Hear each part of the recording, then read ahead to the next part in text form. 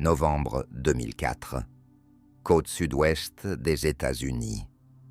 Les radars du croiseur américain Princeton perçoivent un signal inhabituel. Quelque chose évolue à une altitude considérable, 2 fois plus élevée que celle d'un avion civil habituel. D'après les radars, l'objet n'appartient à aucune catégorie d'aéronefs connue. 2 chasseurs s'élancent d'un porte-avions à proximité pour enquête. Chacun d'eux transporte 2 pilotes. La journée est dégagée avec un ciel bleu et une excellente visibilité. En s'approchant du point désigné par les radars, le commandant David Fravor remarque un segment agité à la surface plane de l'océan, d'une taille comparable à celle d'un grand avion de passagers, et quelque chose d'étrange au-dessus de l'eau. Cet objet n'est pas seulement perceptible par Fravor, mais aussi par 3 autres pilotes. L'un des avions descend pour scruter l'objet de plus près. Les pilotes aperçoivent alors quelque chose d'inhabituel. La taille de l'objet non identifié semble être relativement égale à celle d'un chasseur. Cependant, ce qui intrigue vraiment, c'est l'absence totale de caractéristiques typiques d'un aéronef. Aucun signe d'aile, d'hélice ou de moteur. Un objet blanc allongé et lisse est tout ce qu'ils observent. Fravor s'approche davantage et, en une fraction de seconde, le gigantesque tic-tac s'élance à une vitesse prodigieuse. Aucune trace ne reste, comme s'il n'avait jamais été là. Les pilotes prennent le chemin du retour vers le porte-avions. Peu après, un autre équipage prend son envol. À bord se trouve une caméra infrarouge. Grâce à cet appareil, le pilote parvient à filmer l'objet non identifié. La vidéo, d'une durée de 1 minute et 16 secondes, sera privée du nom de Fleuwan, en référence à la caméra infrarouge. L'appareil parvient à capturer l'objet pendant un court instant, juste avant qu'il ne s'envole brusquement. L'incident désigné comme K-TAC deviendra sans conteste le cas d'OVNI le plus emblématique du XXIe siècle, en grande partie grâce à la confirmation apportée par de nombreux témoins, équipements et même des autorités officielles. Bien entendu, ce n'est pas la seule vidéo d'objets volants non identifiés qui existe.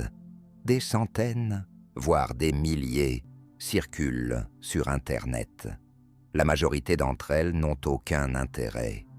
Cependant, certaines témoignent de ce qu'a déclaré le directeur adjoint du renseignement naval américain lors des auditions au Congrès sur les ovnis il y a quelques années. En d'autres termes, cela illustre le niveau de sérieux de la discussion sur ce sujet.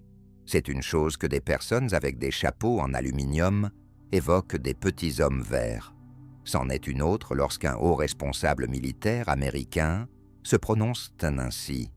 Oui, il y a des cas, et nous ne savons pas ce que c'est. Des objets étranges dans le ciel ont depuis longtemps captivé l'humanité. Avant l'avènement des vidéos, on trouvait des photographies d'ovnis, avant celles-ci, des peintures et des récits de témoins. Pourtant, ce thème est resté, en grande partie, tabou. D'une part, ceux qui abordèrent sérieusement le sujet des soucoupes volantes étaient souvent raillés par la société. D'autre part, les autorités ont caché des informations sur les ovnis pendant des décennies, comme en attestent les documents déclassifiés. Toutefois, de nombreuses personnes à travers le monde ont observé ces objets étranges de leurs propres yeux, et je suis certain qu'il y en a parmi vous. Examinons donc ce sujet, à la fois controversé et ambigu. Dans cette vidéo, vous découvrirez la pleine histoire du phénomène le plus énigmatique. Qu'est-ce qui se cache derrière les objets étranges, aperçus dans le ciel, dans diverses régions du monde, qui laissent des marques mystérieuses dans les champs, qui procèdent à des enlèvements de personnes et d'animaux? Pourquoi les autorités dissimulent-elles des informations sur ces événements? Et enfin, sommes-nous seuls dans l'univers? Floride, Californie, Louisiane. Alors, répondons immédiatement à 2 questions cruciales qui suscitent l'intérêt de tous. Les ovnis existent-ils? La réponse est un franc oui. En effet, au fil de l'histoire, l'acronyme OVNI est devenu synonyme de soucoupe volante, petits hommes verts et autres éléments similaires. Cependant, OVNI signifie littéralement ce que cet acronyme désigne. Objet volant non identifié, quelque chose qui vole sans avoir pu être déterminé. Il est possible que cet objet puisse être identifié ultérieurement, ou peut-être pas du tout, en raison d'un manque de données du côté des témoins ou des équipements. Deuxième question essentielle. Existe-t-il des civilisations et des êtres intelligents au-delà de notre Terre? Avec une probabilité très élevée, la réponse est affirmative. Ce n'est pas une simple opinion, mais les mathématiques en témoignent. Ces dernières sont clairement favorables à l'idée d'extraterrestres. Calculons ensemble. 8 planètes gravitent autour d'une étoile nommée Soleil. Parallèlement, il existe plusieurs centaines de satellites, comètes et astéroïdes. L'ensemble de ces éléments forme ce que nous appelons le système solaire. Or, le système solaire n'était qu'une infime partie de l'immense galaxie baptisée Voie lactée. D'après les estimations des astronomes, rien que dans cette galaxie, on dénombre entre 100 et 400 milliards d'étoiles. La Voie lactée, ainsi que quelques autres galaxies, représentent un modeste fragment d'une immense structure, connue sous le nom de superamas. Dans ce superamas, on trouve plusieurs centaines de milliers d'autres galaxies. Ce superamas fait partie d'un complexe encore plus vaste, qui compte environ 60 superamas.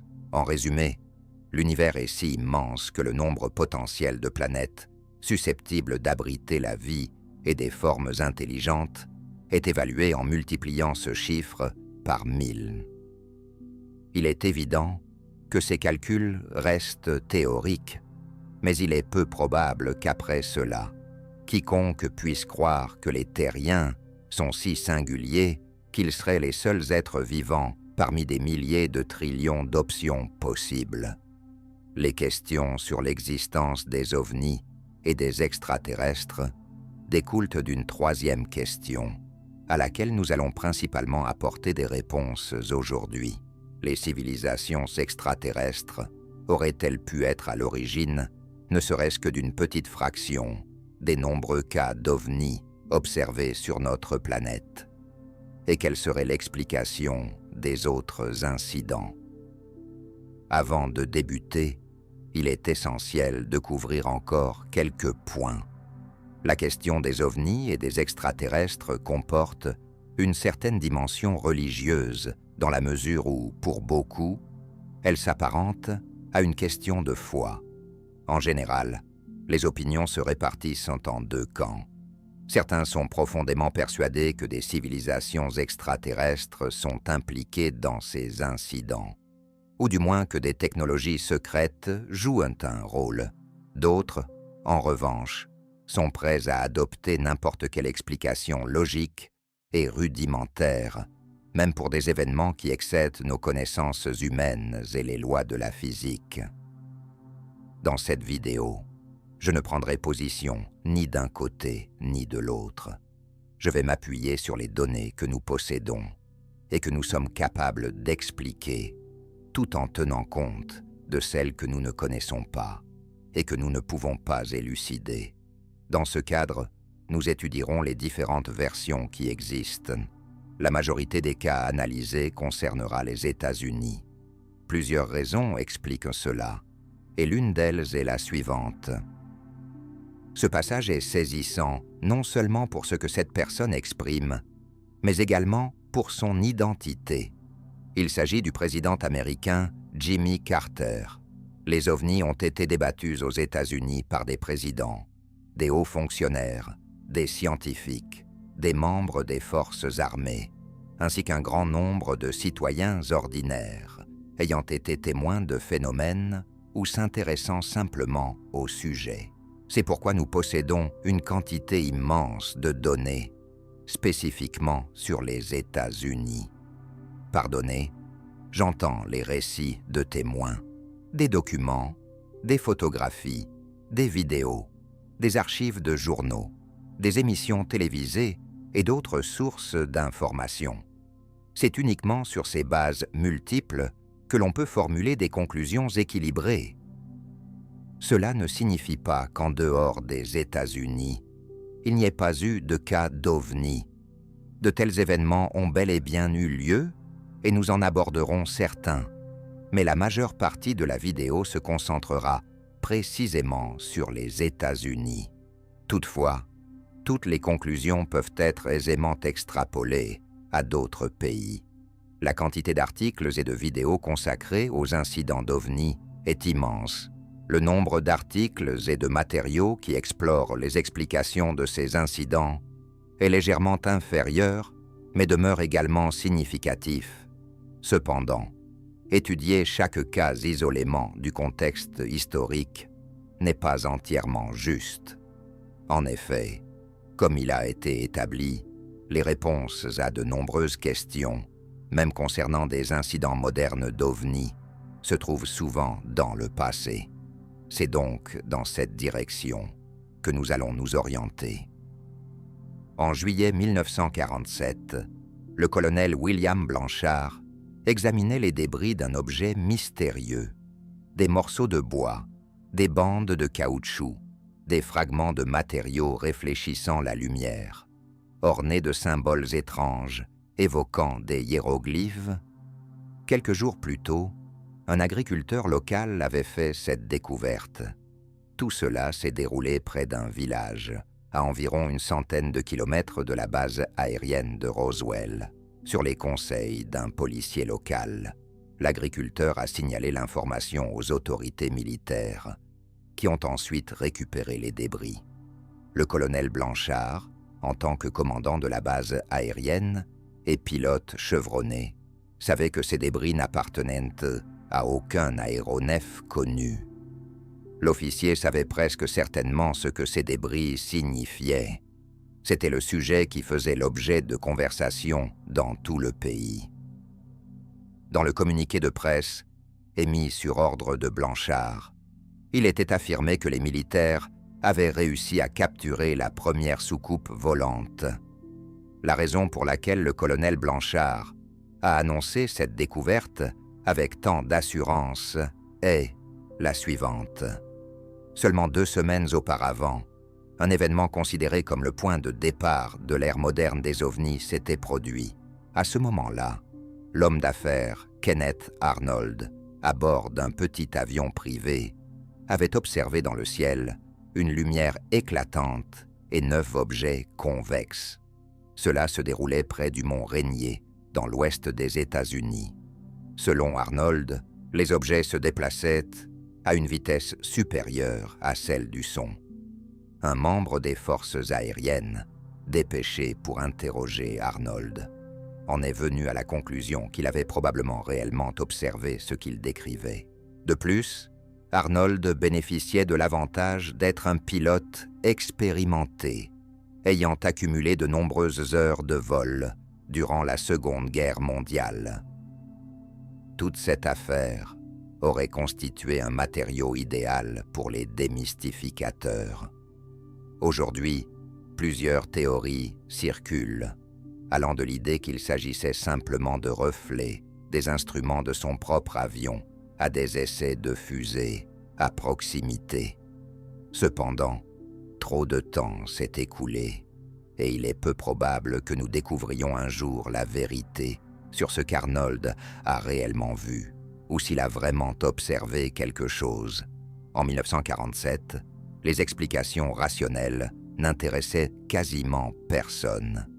Le cas d'Arnold a rapidement fait le tour du pays en quelques jours. Kenneth lui-même a décrit dans une interview le mouvement des objets non identifiés comme celui d'une assiette glissant sur l'eau. Dans l'interprétation de certains journalistes, cela a été résumé plus simplement. Soucoupe volante. Ainsi, en substance, suite à ce malentendu, la forme la plus emblématique des engins extraterrestres est née et une véritable épidémie de soucoupes volantes a commencé. Les rapports sur de nouvelles soucoupes volantes ont commencé à affluer par vagues. Les journaux dans diverses régions des États-Unis annonçaient presque quotidiennement de nouveaux cas d'objets étranges dans le ciel. La plupart d'entre eux les désignaient par une seule expression, « flying saucers », soucoupe volante. 4 jours plus tard, un pilote de la marine a observé 6 objets volants ronds dans le ciel, au-dessus du Nevada. Le même jour, un officier de l'armée de l'air a signalé un étrange objet volant qui avait passé au-dessus de sa tête, s'élevant à un angle de 90 degrés. Cette fois-ci, c'était dans le ciel, au-dessus de l'Alabama. Quelques jours après, plusieurs militaires et civils de l'État de Washington ont rapporté avoir vu un objet volant en aluminium à la forme arrondie.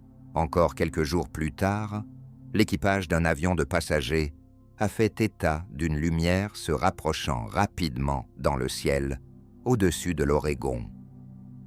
Les pilotes ont allumé les feux d'atterrissage pour alerter l'aéronef, mais ils ont ensuite compris qu'il s'agissait d'un avion inhabituel. Ce qu'ils utilisaient, ce furent plusieurs disques volants qui scintillaient devant eux pendant environ 10 minutes. Enfin, quelques jours plus tard, le 8 juillet, l'incident de Roswell est survenu.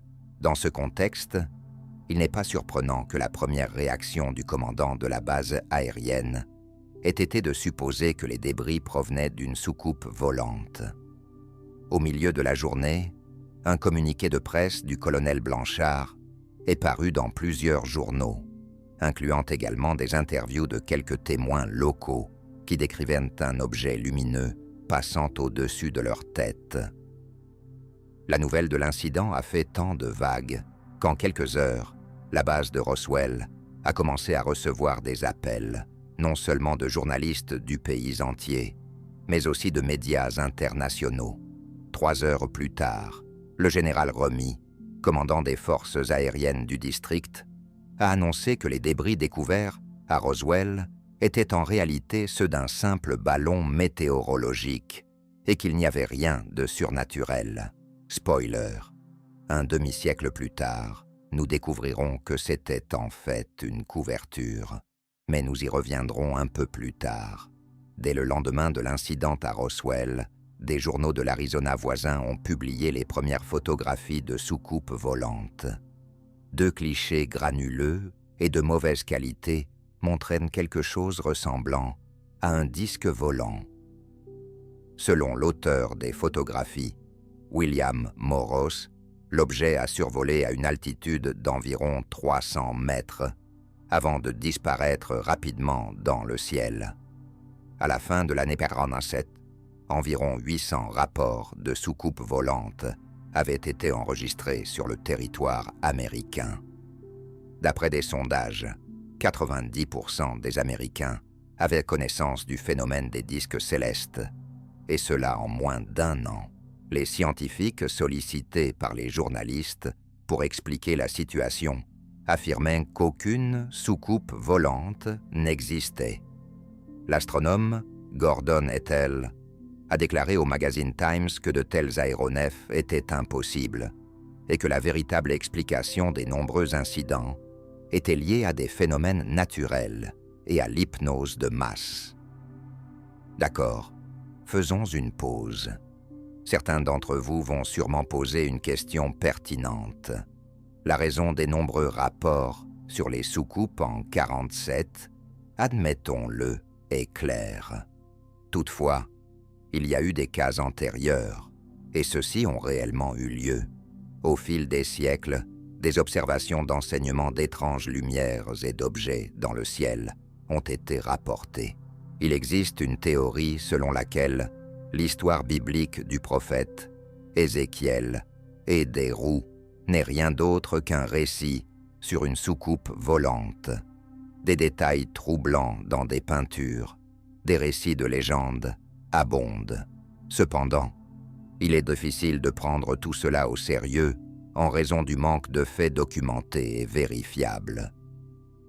Les choses se sont légèrement améliorées au XIXe siècle, lorsque des rapports d'objets étranges ont commencé à apparaître dans les journaux. Ainsi, en 1890, plusieurs articles ont été publiés dans la presse provenant de différents endroits des États-Unis, concernant des objets énigmatiques dans le ciel. Différentes hypothèses ont été proposées pour expliquer ces observations, d'un inventeur mystérieux et de ses créations jusqu'aux martiens, bien entendu. Cependant, aucune photographie, aucun débris ou autre preuve n'ont été retrouvés, et les journalistes eux-mêmes en sont venus à la conclusion que ces histoires étaient probablement des canulars. Des événements véritablement fascinants ont commencé à se produire pendant la Seconde Guerre mondiale. En 1944 et 1945, principalement des pilotes américains ont rapporté des incidents étranges dans le ciel, au-dessus de l'Europe. Dans la plupart des cas, les pilotes décrivaient des sphères blanches lumineuses qui apparaissaient près de l'aile ou derrière leur avion. Des objets mystérieux suivaient les pilotes et réalisaient parfois des manœuvres impossibles. Au sol, les récits des pilotes étaient principalement attribués à la fatigue, à l'épuisement ou à une intoxication alimentaire. Cependant, étant donné qu'il ne s'agissait pas seulement d'un ou deux cas, mais bien de nombreux incidents, le phénomène a reçu un nom particulier, Full Fighters. En russe, cela se traduit grosso modo par « certains chasseurs ». Ainsi, l'expression « Full Fighters » désignait ces objets qui, quelques années plus tard, seront appelés « soucoupes volantes ». En 1945, le premier rapport, incluant les récits des pilotes, paraît dans les journaux.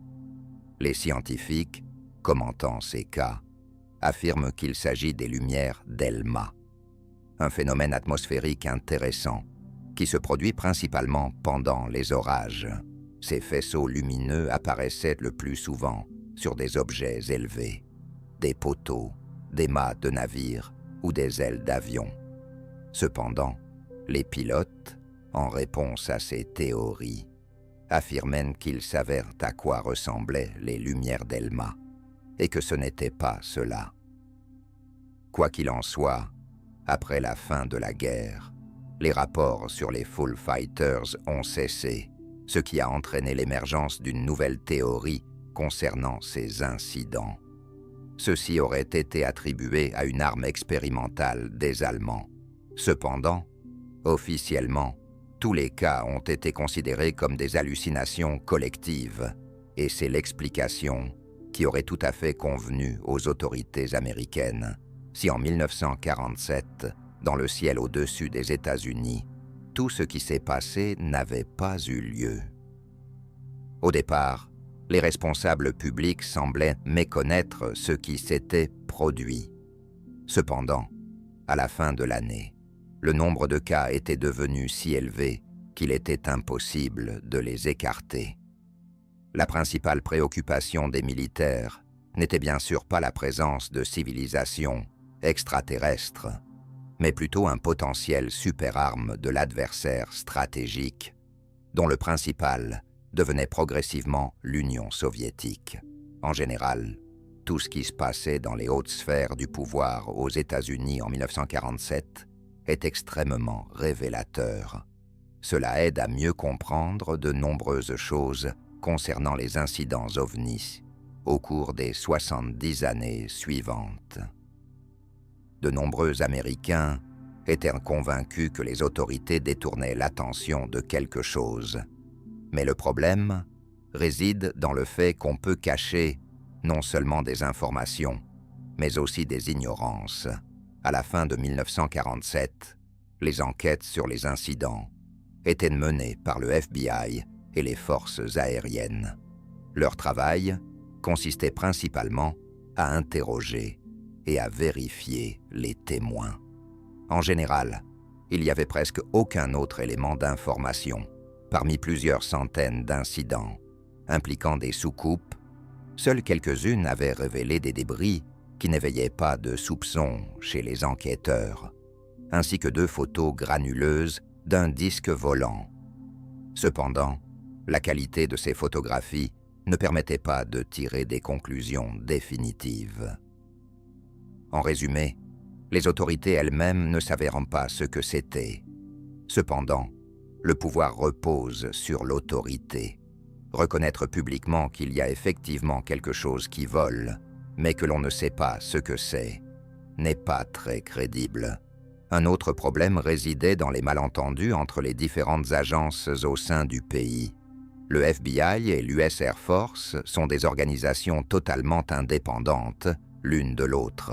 Cela signifie que le FBI devait officiellement solliciter les militaires pour s'assurer que les incidents observés n'étaient pas des essais d'armement secrets développés par les Américains eux-mêmes. À la fin de 1947, un rapport célèbre sur les soucoupes volantes du général-lieutenant Twining a été publié. Ce document est devenu connu, il est vrai, des décennies plus tard, lorsqu'il a été déclassifié. Dans ce rapport, Twining déclare, citation, « Les phénomènes signalés sont quelque chose de réel et non de fantastique.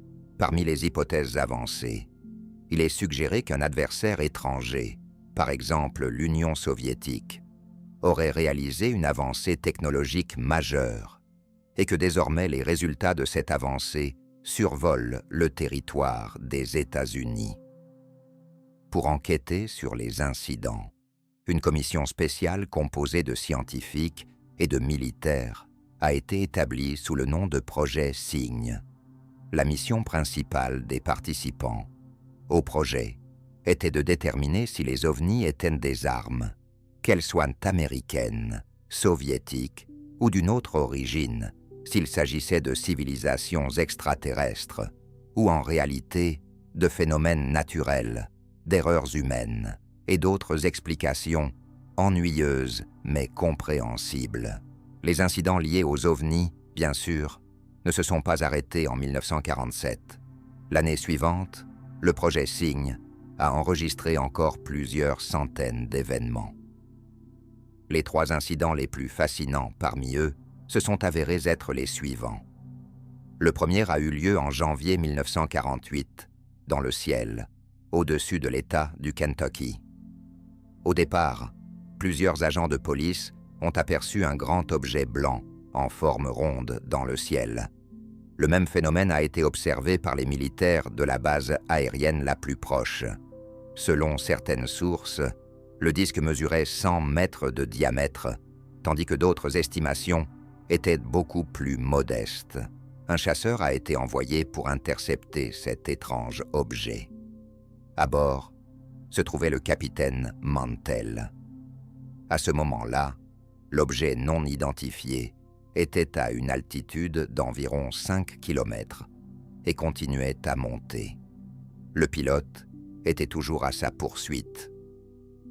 Environ 1 heure plus tard, l'avion du capitaine Mantell a été repéré par d'autres pilotes. L'enquête a déterminé que la cause de l'accident était une perte de connaissance due à un manque d'oxygène. Le pilote ne disposait pas de masque à oxygène et, en poursuivant l'objet, il avait atteint une altitude trop élevée. Bien que ce soit de manière indirecte, le pilote Mantell est devenu la première victime des ovnis. Fait intéressant. Jusqu'à présent, dans aucun des cas, dont le nombre avait dépassé 1000, personne n'avait signalé d'actes d'hostilité de la part des objets. Selon la version officielle de l'enquête, ce que poursuivait Mantell n'était rien d'autre que la planète Vénus. Toutefois, cette explication soulevait de sérieuses interrogations. Que voyaient donc les autres témoins ce jour-là? Et comment un pilote aussi expérimenté que Mantell a-t-il pu confondre un ovni avec Vénus? L'incident suivant d'intérêt, en 1948, a impliqué un avion de passagers de la compagnie Eastern Airlines. 2 pilotes ont aperçu un grand objet en forme de cigare qui volait à une vitesse incroyable. Par la suite, l'objet a exécuté un virage serré avant de disparaître dans le ciel. L'incident était rapporté non seulement par les pilotes, mais également par plusieurs témoins au sol. Le troisième et le plus captivant des cas de 1948 a été l'incident impliquant un avion militaire au-dessus du Dakota du Nord. Les pilotes poursuivaient une étrange sphère blanche qui leur échappait à une vitesse fulgurante, tout en exécutant des manœuvres extraordinaires. Plus tard, la commission a conclu que les pilotes avaient en réalité observé un ballon météorologique ou la planète Jupiter. Cependant, les pilotes eux-mêmes n'étaient pas d'accord avec ces conclusions. Un autre incident noteworthy s'est produit sur le territoire allemand. Il est particulier en ce sens que l'OVNI a été détecté pour la première fois par des radars. Les centaines de cas de l'année 1948 pouvaient être classés en plusieurs catégories en fonction de la forme des ovnis observés. On y trouvait des disques, des torpilles allongées et des sphères. D'après les témoignages, certains d'entre eux exécutaient des manœuvres qu'aucun aéronef connu ne pouvait réaliser. Par exemple, ils changeaient de trajectoire, descendaient ou montaient, parcourant des kilomètres en quelques secondes. Si un être humain avait été à l'intérieur d'un tel aéronef durant ces manœuvres, son squelette aurait simplement été réduit en miettes à cause des forces d'accélération. Les conclusions du projet Cygne n'ont guère satisfait les militaires. En effet, la commission a affirmé que, dans la plupart des cas, les ovnis étaient analysés comme des phénomènes naturels, des ballons météorologiques ou d'autres aéronefs. Une partie des incidents a également été mise sur le compte d'erreurs humaines. Mais dans environ 20% des cas, les spécialistes ont conclu que la véritable cause demeurait inexpliquée. Autrement dit, il n'y avait pas suffisamment de données pour les classer dans une catégorie précise et déterminer si les objets représentaient une menace.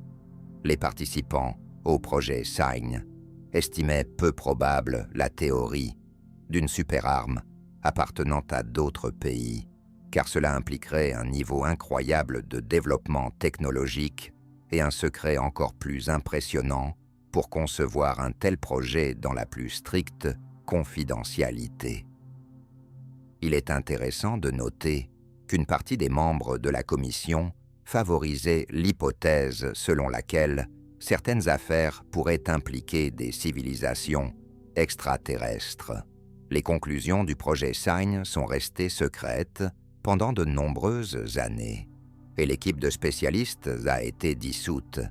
Pour les remplacer, l'US Air Force a créé une nouvelle commission appelée Projet Grudge. Tout ce bouleversement avec les changements de commission signifie avant tout une chose: les autorités ne comprenaient pas à quoi elles avaient affaire, et bien sûr, ne souhaitaient pas que les simples Américains en soient informés. Au départ, la plupart des nouvelles concernant les disques étaient soit niées, soit étouffées par les hauts responsables de l'US Air Force. Cependant, en raison de l'augmentation du nombre d'incidents, les publications dans la presse ont connu une croissance exponentielle. Il convient toutefois de souligner que la majorité des articles sur les disques étant publiés par des revues peu respectables, comme le New York Times ou le Washington Post. Ils apparaissaient dans des magazines à thème tels que L'Inconnu, Détective populaire, L'Incroyable et d'autres médias d'information et de divertissement à bas prix. Souvent, lorsque les journalistes de ces publications tentèrent de contacter les témoins des incidents, ils découvraient avec étonnement que des représentants des autorités officielles s'étaient déjà rendus auprès d'eux. Il était donc clair qu'en privé, les autorités étaient très préoccupées par ce qui se produisait dans leur ciel. Peu à peu, l'US Air Force a décidé d'engager une contre-offensive médiatique. Ils ont publié plusieurs articles dans de grands médias, où des journalistes et des experts, y compris des lauréats du prix Nobel, tentaient de démystifier les soucoupes volantes.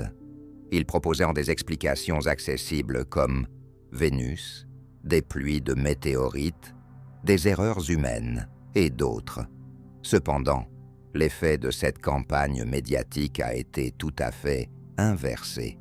Les Américains se sont montrés encore plus captivés par le sujet des objets volants. En raison des incohérences dans les versions officielles, ils se tournaient de plus en plus vers des théories alternatives. Parmi les théories du complot populaire figuraient les extraterrestres, les super-armes soviétiques ou même les technologies secrètes américaines. Et voici ce qui est fascinant. Ce que l'on qualifiait de théorie du complot à la fin des années 40 et au début des années 50 étaient en réalité des versions tout à fait légitimes pour les spécialistes du projet gouvernemental Secret Grudge. Les scientifiques prenaient ces théories au sérieux.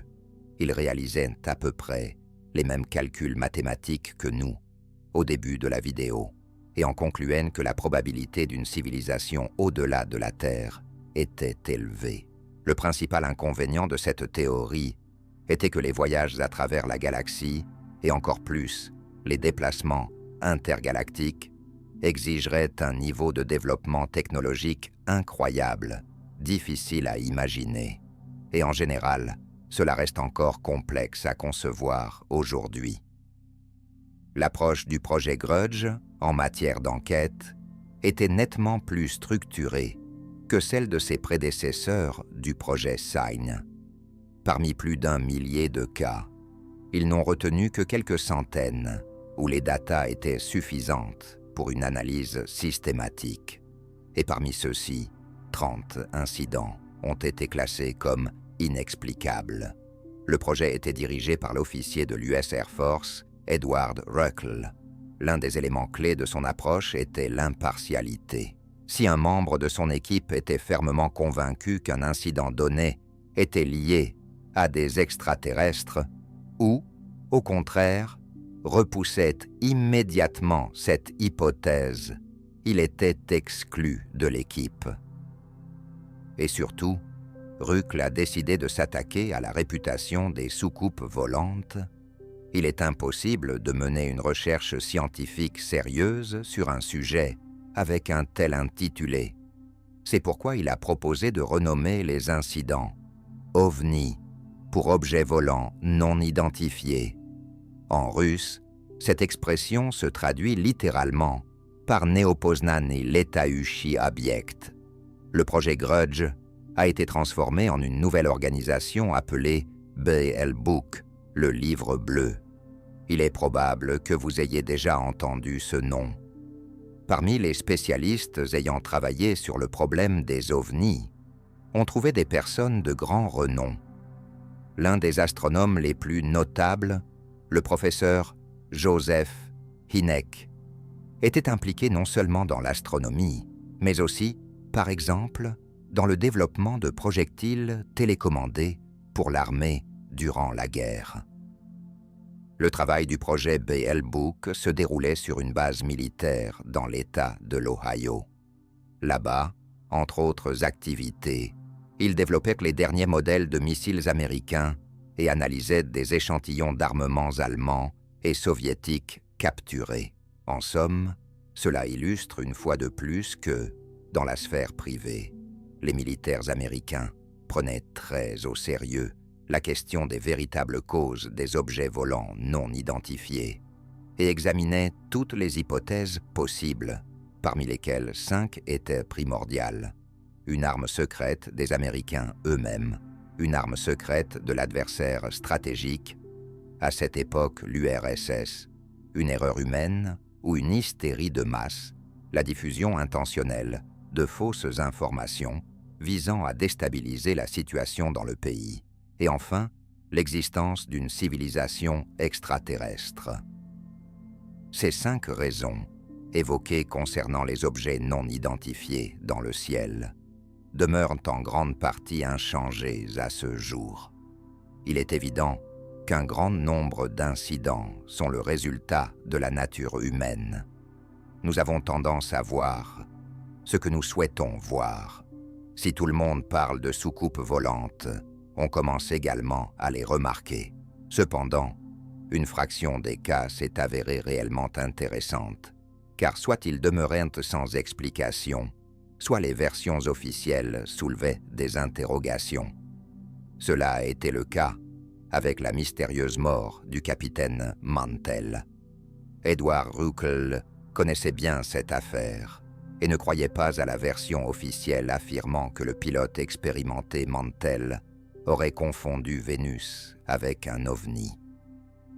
Au cours de l'enquête, il a été établi que, précisément ce jour-là et à cette heure, Vénus n'était pas visible.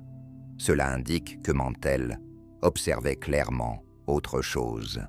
Ruckel et son équipe se sont focalisés sur les témoignages d'autres témoins qui rapportaient que l'objet n'était pas simplement rond, mais avait plutôt la forme d'un cornet de glace. Durant l'enquête, il a été découvert qu'à ce moment-là, une entreprise américaine testait pour le compte des militaires un nouveau modèle de sonde météorologique.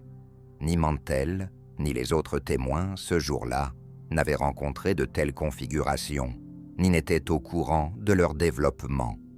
Cela signifie que le pilote est mort en poursuivant un projet militaire secret de son propre pays. Cependant, malgré les succès relatifs du projet Blue Book, un des principaux problèmes de la plupart des incidents survenus était la limitation des données. Dans la majorité des cas, il n'y avait ni photos, ni vidéos, ni relevés radar, et le nombre de témoins était généralement faible. Toutefois, un incident a rapidement émergé qui entrerait dans l'histoire sous le nom de la carousel de Washington. Le 19 juillet 1952 était une journée d'été chaude et ordinaire à Washington. Vers minuit, les contrôleurs aériens de l'aéroport local ont repéré sur les radars de nombreux objets non identifiés.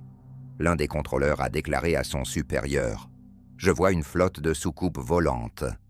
Des pilotes d'avions atterrissant à Washington, ainsi que d'autres contrôleurs aériens, ont également signalé des objets lumineux non identifiés cette nuit-là. De plus, selon les données radars, des objets étranges étaient détectés même dans l'espace aérien interdit au-dessus de la Maison-Blanche. Par ailleurs, la trajectoire de mouvement des objets, d'après les pilotes, était atypique. L'un d'eux a décrit leur déplacement comme aussi chaotique que celui d'enfants dans une aire de jeu. Ruckel et la commission Blue Book ont entamé une enquête sur l'incident. Si les témoignages des pilotes pouvaient encore être imputés aux facteurs humains ou à d'autres éléments, les données radars semblaient constituer une source fiable.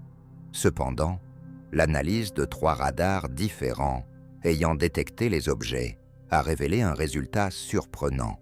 Les 3 radars ont simultanément signalé des objets au même endroit pendant seulement 30 secondes. Ruckel et ses collègues étaient prêts à attribuer cela à une erreur technique. Mais une semaine plus tard, un nouvel incident s'est produit. Dans le ciel au-dessus de Washington, les radars et les pilotes militaires ont tombé sur des lumières non identifiées. La situation devenait réellement préoccupante. La carousel de Washington a attiré l'attention des médias majeurs, et pas seulement des revues conspirationnistes. Le lieu de l'incident et son ampleur ont amené le président Truman à s'en soucier. Il a ordonné une enquête. Les participants au projet Blue Book travaillaient 16 heures par jour. Les rapports sur d'éventuels témoins d'événements étranges affluaient en vagues. Ironiquement, Certains prenaient même l'avion du président Truman pour un ovni. Quoi qu'il en soit, Röckl et ses collègues en ont conclu que la cause de la carrousel de Washington était une erreur massive des radars due à des phénomènes météorologiques spécifiques. Ce phénomène se produisait généralement lors de nuits chaudes et humides, lorsque des courants d'air chaud se mêlaient à des courants d'air froid.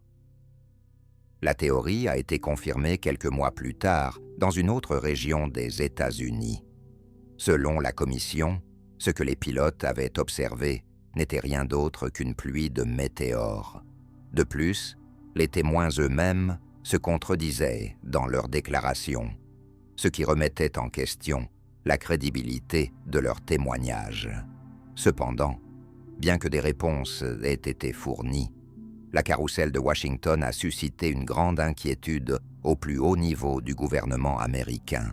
Il a été décidé de tenir la plus grande conférence de presse depuis la fin de la guerre pour répondre aux questions accumulées de la société sur les soucoupes volantes.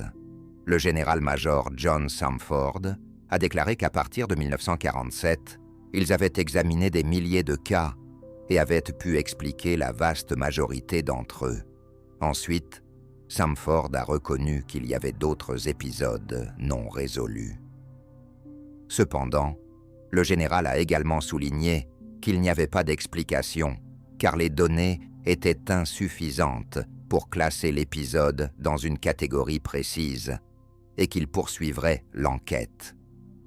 Lors de cette conférence de presse, au-delà de son simple déroulement, deux aspects sont intéressants. D'abord, la plupart des arguments formulés par Samford seront en substance répétés lors des mêmes auditions au Congrès 70 ans plus tard. Cela donnera l'impression que l'humanité n'a pas vraiment progressé quant à la question des ovnis. Le deuxième point, not notable, est qu'à la fin de la conférence de presse, Samford a prononcé une déclaration qui se révélera inexacte. Comme l'histoire le démontrera, la cause d'au moins certains incidents inexpliqués était en réalité des projets militaires secrets des États-Unis. Un autre résultat de la carrousel de Washington fut le soi-disant panel Robertson, la commission d'enquête sur les incidents d'OVNI mise en place par la CIA. Les conclusions finales du panel Robertson ont eu une énorme influence sur la manière dont les autorités américaines ont abordé la question des objets volants non identifiés pendant de nombreuses décennies par la suite. En résumé, la conclusion de la commission reflétait tout ce qu'avait déclaré Samford lors de la conférence de presse. Ce ne sont ni des extraterrestres ni des armes, mais un phénomène tout à fait explicable. Le problème résidait dans le fait que les membres du panel Robertson assuraient que la véritable menace des ovnis n'était pas l'ovni en tant que tel, mais la panique potentielle suscitée par ces rapports. Pour cette raison, il a été décidé de faire en sorte que les médias diffusent largement tous les incidents en cours. Cela se traduisait par des cartoons destinés aux enfants, ainsi que par des émissions pour adultes. Ce qui pouvait sembler être une bonne idée a en réalité eu des conséquences plutôt fâcheuses. Tout d'abord, le panel Robertson avait manifestement pour objectif de fournir une réponse rapide et pragmatique à tous les incidents, dans le but de rassurer la population. Ensuite, cette politique agressive de déballage et de moquerie des cas d'OVNI a entraîné une stigmatisation autour de ce sujet. Des années plus tard, au XXIe siècle, des pilotes admettront avoir observé des phénomènes étranges, mais resteront silencieux par crainte d'être raillés ou licenciés. De même, certains scientifiques respectés, bien qu'intéressés par la question des ovnis, hésiteront à l'aborder publiquement. Le travail du panel Robertson a également entraîné une forte réduction du projet Blue Book. En substance, il s'est transformé en un simple département bureaucratique chargé de collecter et de cataloguer des données. Cependant, malgré tous les efforts des autorités, le sujet des soucoupes volantes a connu une grande popularité dans les années 50. De nombreux articles et livres sont parus, réfutant ou remettant en question la position officielle sur les ovnis. De plus, les soucoupes volantes ont commencé à envahir la culture populaire, allant des bandes dessinées aux séries télévisées. Il ne faut pas oublier non plus que la course aux armements était déjà en cours, avec des essais nucléaires, la guerre froide et d'autres événements qui alimentaient l'intérêt pour divers objets observés dans le ciel. Par exemple, le célèbre psychologue Jung a proposé la théorie selon laquelle la vision collective de soucoupes volantes est une réponse naturelle de la psyché face à la peur de la guerre atomique. C'est probablement le bon moment pour poser la question suivante. En réalité, quelle est la capacité de vol d'une soucoupe volante? Autrement dit, un objet de cette forme peut-il s'élever dans les airs et se déplacer? Le fait que les avions soient équipés d'ailes n'est pas anodin. La conception même de l'aile permet à l'appareil de rester en vol. En revanche, il est peu probable que quelqu'un ait observé des aéronefs en forme de soucoupe créées par l'homme. Cela s'explique par le fait que de telles expériences ont été tentées et ont échoué. À la fin des années 40, un concepteur canadien nommé Frost a proposé un modèle aux forces aériennes américaines. Ces dernières ont accepté de soutenir le projet, qui avait théoriquement du sens. En effet, un avion a besoin d'un aérodrome pour décoller, et ces infrastructures représentent potentiellement l'une des premières cibles d'un adversaire stratégique. Il est donc impressionnant d'avoir un avion capable de décoller et d'atterrir verticalement. Au final, il aura fallu environ 10 ans de développement pour réaliser que le projet n'était pas viable.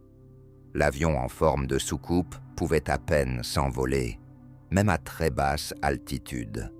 Cependant, de telles expérimentations étaient peu susceptibles de convaincre les passionnés de soucoupes.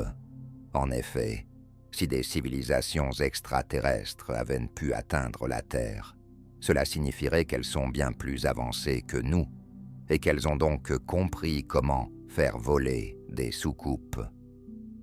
Cependant, malgré cette popularité, à la fin des années 50, les extraterrestres et les soucoupes volantes ont été relégués au second plan. La raison en était les réalisations de l'humanité, le lancement de satellites, les fusées avec des animaux, le vol du premier homme dans l'espace et la course aux armements entre superpuissances. Tout cela est devenu beaucoup plus captivant à la fin des années 50 et au début des années 60 que de mystérieuses lumières dans le ciel. Les gens pouvaient enfin voyager au-delà de leur planète. Cela dit, cela ne signifie pas que des incidents étranges liés aux ovnis ont cessé de se produire. Par exemple, en mars 66, des habitants du Michigan ont massivement rapporté avoir vu des lumières brillantes à basse altitude. Des représentants de Blue Book sont arrivés sur les lieux pour constater un grand nombre de personnes dans un état de panique. Afin d'apaiser la situation, ils ont rapidement organisé une conférence de presse, n'ayant pas eu le temps d'étudier correctement les données. Lors de cette conférence, le professeur Hynek a affirmé que les phénomènes observés dans le Michigan étaient attribuables à la Lune, à Vénus et au gaz des marais. Par gaz des marais, on entendait des composés issus de divers gaz qui émergeaient au-dessus des champs à cause de la décomposition de la végétation et pouvaient provoquer une lueur dans l'air. En résumé, la conférence de presse a été perçue comme un échec et l'expression « gaz des marais » est devenue un mème, souvent cité pour suggérer que les autorités cachaient encore quelque chose. Dans les années 60, les premières auditions au Congrès sur les phénomènes ovnis ont également eu lieu. Toutefois, rien de nouveau n'a été révélé lors de ces sessions. En fin de compte, le Congrès ne se penchera sur la question qu'au bout de plus de 50 ans. Au début des années 70, le projet Blue Book a été fermé, marquant ainsi la fin de l'âge d'or des enquêtes officielles sur les ovnis, avec ses commissions, auditions et autres. La diminution d'un débat scientifique autour des ovnis ne pouvait pas être imputée uniquement aux autorités américaines. Les partisans de la théorie extraterrestre ont aussi joué un rôle significatif. En effet, les rapports sur les soucoupes volantes ne s'arrêtaient pas là. Peu à peu, des individus ont commencé à revendiquer avoir été enlevés par des extraterrestres. Le célèbre film de Spielberg, Rencontre du troisième type, porte son nom pour une raison précise. L'auteur de ce concept n'est autre que l'astronome Hynek, que nous connaissons déjà, lorsqu'il a été impliqué dans l'enquête sur les premiers incidents dans les années 40. Il ne traitait pas des ovnis et se montrait plutôt sceptique envers les soucoupes. Cependant, au cours des décennies suivantes, Hynek a progressivement évolué dans ses positions. Dans les années 70, il a publié un livre dans lequel il critiquait ouvertement l'armée de l'air, l'accusant de dissimulation et affirmant que les incidents liés aux ovnis méritaient une attention sérieuse. Dans cet ouvrage, il a également présenté une classification des contacts entre les humains et des objets extraterrestres. Les contacts de troisième type faisaient référence à un contact direct avec des êtres extraterrestres. De telles histoires ont commencé à émerger massivement dans les années 60 et 70, suivant généralement un même schéma narratif. La meilleure illustration est l'histoire de Barney et Betty Hill. En 1961, ils rentraient chez eux à travers les montagnes du New Hampshire lorsqu'ils affirmèrent avoir été enlevés par des extraterrestres. Pendant leur trajet, ils auraient été accompagnés par une lumière brillante qui se rapprochait de plus en plus. Finalement, Betty a réussi à distinguer des rangées de fenêtres. Le couple a brusquement arrêté la voiture. Barney est sorti et s'est approché de l'engin volant en forme de soucoupe. En apercevant des humanoïdes à l'intérieur, il a poussé un cri et s'est précipité vers la voiture pour tenter de fuir. Soudain, un étrange signal sonore a retenti dans l'habitacle. La prochaine chose que le couple a réalisée, c'est qu'ils se trouvaient assis chez eux. Lors des échanges ultérieurs avec le psychologue, ils se remémoraient comment les humanoïdes leur montraient des cartes célestes, leur vaisseau, et parlaient en anglais. En résumé, l'histoire est limpide. Contrairement aux ovnis, il est difficile d'analyser sérieusement les témoignages des soi-disant contactés, car en dehors de leurs récits, aucune autre donnée n'existe, ni photo, ni fragment matériel, et la plupart du temps, les histoires ne résistent même pas à un test de logique. Tout d'abord, aucun des témoins ayant rencontré des extraterrestres n'a pensé à collecter quoi que ce soit comme preuve. Ensuite, les descriptions des extraterrestres fournies par les contactés montrent qu'ils ne sont que le fruit de leur imagination. En effet, dans les tout premiers rapports d'enlèvement, les victimes les décrivaient exactement comme des humains. De plus, elles évoquaient des individus de race qui leur étaient familières. Les Blancs témoignaient de rencontrer de grands hommes blonds, tandis que les personnes d'Amérique latine parlaient de petits êtres humanoïdes sombres. Progressivement, l'image des extraterrestres a évolué vers ces petits hommes verts qui, en fin de compte, ressemblent toujours beaucoup aux humains. Ils possèdent une tête, des yeux, des jambes, des bras et des doigts. En résumé, leur corps ressemble au nôtre. Tout cela évoque les nombreuses histoires de personnes ayant aperçu le visage du Christ dans un nuage sur une tranche de pain grillé ou ailleurs. Quelle est l'unité entre toutes ces personnes? Leur appartenance au christianisme. Aucun musulman n'a jamais rapporté avoir vu une image du Christ. Notre imagination n'est pas si débordante, et elle repose uniquement sur ce que nous observons dans le monde réel. Supposons même qu'il existe effectivement des êtres extraterrestres ayant atterri sur Terre, enlevant des personnes avant de les ramener. Même sur notre propre planète, la majorité des êtres vivants ne ressemblent pas à des humains. Vers, méduses, scorpions, serpents et des millions d'autres créatures. Quelle est donc la probabilité que des représentants d'une autre planète aient une apparence humaine? Nous pouvons également mentionner les récits de mystérieux meurtres de masse d'animaux survenus dans différentes régions des États-Unis dans les années 70 du siècle dernier. Les agriculteurs découvraient leur bétail mutilé. De plus, les blessures paraissaient anormales pour des prédateurs. Au fil du temps, le nombre de ces incidents a augmenté et de nombreux agriculteurs concernés sont persuadés que la mort de leurs animaux est causée par des extraterrestres. En fin de compte, des expériences spéciales ont même été menées, filmées par des caméras. Des vaches déjà mortes étaient volontairement laissées dans un champ dégagé. Il s'est finalement avéré que derrière ces incidents se cachaient en réalité des prédateurs et que le type de blessure sur le corps des vaches était exactement le même que dans les cas impliquant les prétendus extraterrestres. Les histoires des contactés ou des animaux tués par ces extraterrestres ont considérablement terni la réputation des ovnis. D'une certaine manière, si tu crois à l'existence des ovnis, tu es amené à croire automatiquement aux petits hommes verts et à d'autres phénomènes similaires. Cependant, nous savons désormais que les ovnis sont tout autre chose.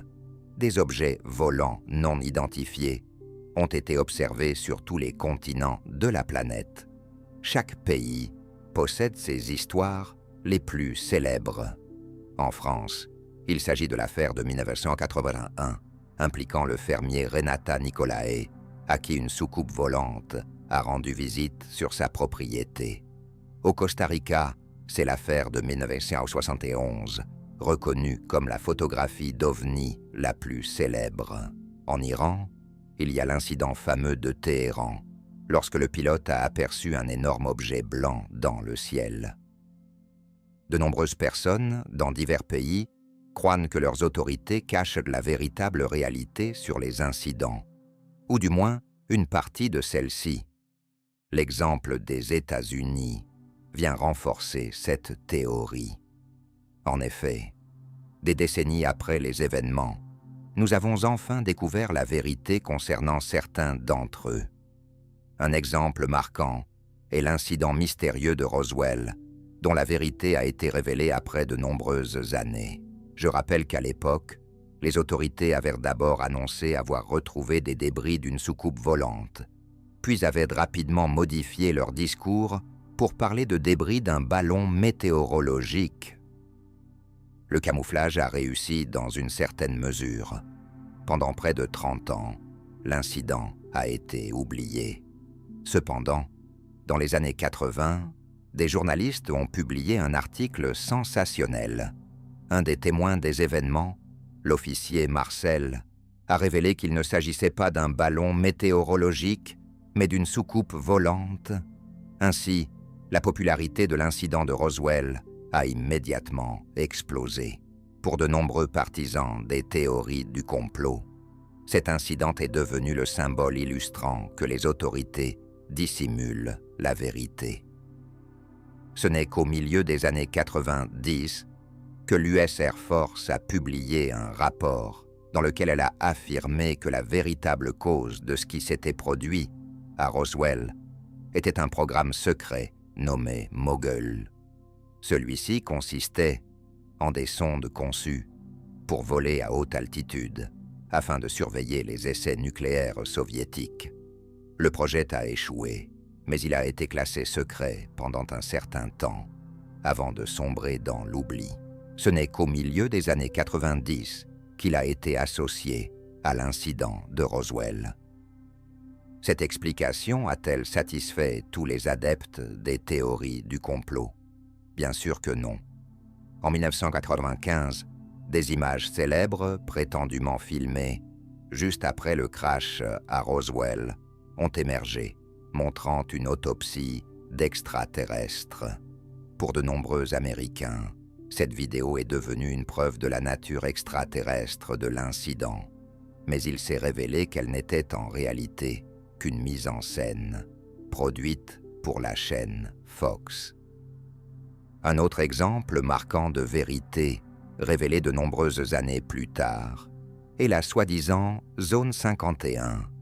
Cette base secrète et ce site d'essai ont été créés dans l'État du Nevada au milieu des années 50, mais à l'époque, cela était complètement inconnu. C'était un lieu totalement classé secret. En 1959, plusieurs astronomes américains réalisaient des recherches sur l'espace. Leur objectif ultime était de déterminer s'il existait de la vie sur d'autres planètes. Soudain, ils détectent un signal émanant d'un engin volant à une altitude 2 fois supérieure à celle d'un avion classique. Les scientifiques ont d'abord pensé qu'ils avaient peut-être découvert un objet volant extraterrestre. Qu'est-il finalement apparu? Qu'il s'agissait d'un avion espion secret des États-Unis, le U-2, capable de voler à des altitudes considérables. Cet appareil était justement en phase de conception sur le territoire de la zone 51. Avec le temps, le nombre de signalements d'OVNI dans cette région a considérablement augmenté. Et après ce qui s'est passé à Roswell et l'affaire du U-2, nous repensons à la citation de la conférence de presse du général Samford. L'existence même de la zone 51 n'a été confirmée par les autorités que quelques décennies auparavant. Beaucoup sont convaincus qu'elles y détiennent des extraterrestres et réalisent des expériences sur eux. D'après l'histoire, nous pouvons affirmer avec une certaine assurance que les autorités dissimulent quelque chose là-bas. Mais il est peu probable qu'il s'agisse d'extraterrestres.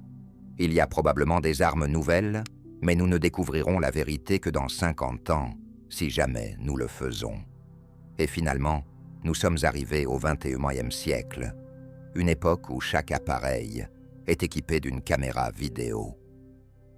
Au cours des dernières décennies, une multitude de vidéos ont émergé, montrant des objets étranges dans le ciel. Cependant, comme je l'ai mentionné dès le début, des données sont nécessaires pour une analyse complète, et plus il y en a, mieux c'est. Comment les vidéos ont-elles été réalisées? Dans quelles circonstances? Les objets ont-ils été repérés par d'autres équipements, comme des radars? Combien de témoins étaient présents et que décrivent-ils? Enfin, à quel point les vidéos sont-elles authentiques? Toutes ces questions réduisent considérablement le nombre d'options. En revanche, elles laissent place aux cas les plus fascinants. En 2017, plusieurs extraits ont fait surface sur Internet, devenant célèbres sous le nom de vidéos d'OVNI du Pentagone. 3 vidéos ont été publiées en lien avec un article du New York Times dédié à un département secret du Pentagone chargé d'enquêter sur des cas d'OVNI. L'article lui-même a généré beaucoup de réactions, principalement parce que de grandes structures gouvernementales s'occupent de l'étude des OVNI et dépensent pour cela l'argent des contribuables. Cependant, en approfondissant l'histoire, comme nous l'avons déjà fait, les informations ne semblent pas aussi surprenantes. Pendant des décennies, des projets gouvernementaux ont étudié les OVNI. De plus, comme il s'est avéré, les dépenses mentionnées dans l'article n'étaient pas si astronomiques. Ce qui est bien plus intéressant, C'est ce que la commission a découvert. C'est à ce moment-là que des données de vidéos enregistrées ont refait surface. Fait intéressant, le Pentagone a confirmé que les enregistrements étaient authentiques et réalisés par des pilotes militaires en activité. En d'autres termes, ce n'était pas une mise en scène. De plus, nous savons où et dans quelles conditions ces enregistrements ont été effectués. Vous avez déjà visionné le premier clip Fleer One au tout début. Le deuxième clip a été réalisé en 2014, lorsque des pilotes de l'armée de l'air américaine pourchassaient un objet étrange sur la côte est du pays. Un an plus tard, dans la même région, un pilote a découvert un autre objet étrange qui semblait se déplacer à une vitesse incroyable. Et ce ne sont pas toutes les vidéos qui ont refait surface après l'enquête sur l'intérêt du Pentagone pour les ovnis. Tout cela a mené aux premières auditions au Congrès depuis 50 ans. Lors de ces auditions, plusieurs vidéos bien connues ont été présentées. Par exemple, celle du triangle volant. Il s'est avéré qu'il ne s'agissait que d'une réfraction spécifique de la lumière, passant à travers un appareil de vision nocturne et capturé par une caméra. Les vidéos de 2014-2015 ont également reçu des explications tout à fait rationnelles. Il se pourrait qu'il s'agisse d'oiseaux ou de nuages, détectés par un nouveau système de radar et de caméras, probablement mal calibrés. En effet, c'est à ce moment-là que les avions et le porte-avions, ayant enregistré ce fragment, avaient mis à jour leur système. En réalité, l'objet dans cette vidéo ne se déplace pas à une vitesse incroyable. Ce n'est qu'une illusion d'optique. De plus, l'objet dans cette vidéo ne réalise pas de mouvements étranges. Ce sont les mouvements de la caméra qui les induisent. Cependant, ce qui est véritablement étrange, c'est le cas de 2004, avec lequel nous avons commencé. Nous n'avons pas de réponse officielle sur ce que c'était. Peut-être le plus célèbre des détracteurs américains sur les cas d'OVNI, Mick West, pense que la vidéo montre en réalité un avion civil qui passait à ce moment-là, et que le pilote observait en fait une cible en forme de ballon. C'est une explication valable, surtout si l'on souhaite discréditer le cas et fournir une réponse claire à tous. Cependant, cette théorie laisse de nombreuses questions en suspens. Il n'est pas clair ce que les radars ont initialement enregistré. L'étrange objet n'a pas été observé uniquement par le commandant Fravor, mais aussi par 3 autres pilotes expérimentés. Ne pouvaient-ils pas distinguer une cible en forme de ballon? Et pourquoi l'objet adoptait-il un comportement si bizarre? En résumé, comme l'a souligné le directeur du renseignement naval américain, il existe un certain nombre de cas qui demeurent à élucider. Il est important de souligner que les auditions au Congrès et les nombreux entretiens avec des pilotes ayant fait face à des phénomènes inexpliqués signalent un changement dans la stigmatisation associée au sujet des ovnis.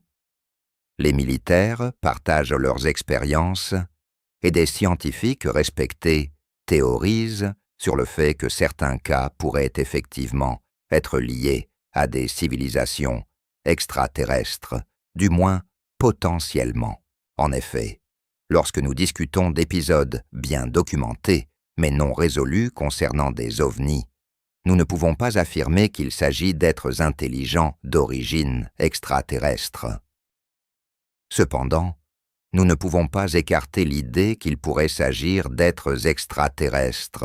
Cela dit, soyons honnêtes, il semblerait préférable pour l'humanité que tous les incidents inexpliqués liés aux ovnis trouvent une explication tout à fait banale. Car si des représentants de lointains recoins de notre galaxie ou des êtres d'autres galaxies sont parvenus jusqu'à nous, cela signifie qu'ils ont progressé dans leur évolution de milliers, voire de centaines de milliers d'années. Et nous nous souvenons tous des conséquences fatales pour les Incas et les Aztèques lorsque des Européens plus avancés sont venus à leur rencontre.